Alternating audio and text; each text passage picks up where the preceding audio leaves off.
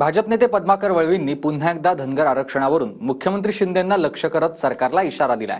तर रात्रीची नशा उतरत नाही का अशी टीका शिंदे गटाच्या शिरसाट यांनी वळवींवर केली आहे। बघूया।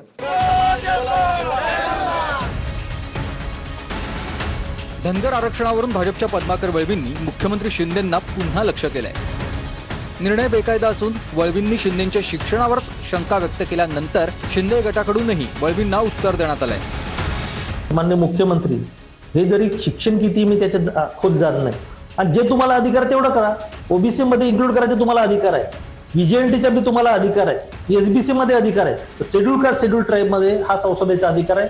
राज्य सरकारने वापरू नये, राज्य सरकारने याच्यामध्ये कोणतं राजकारण करू नये।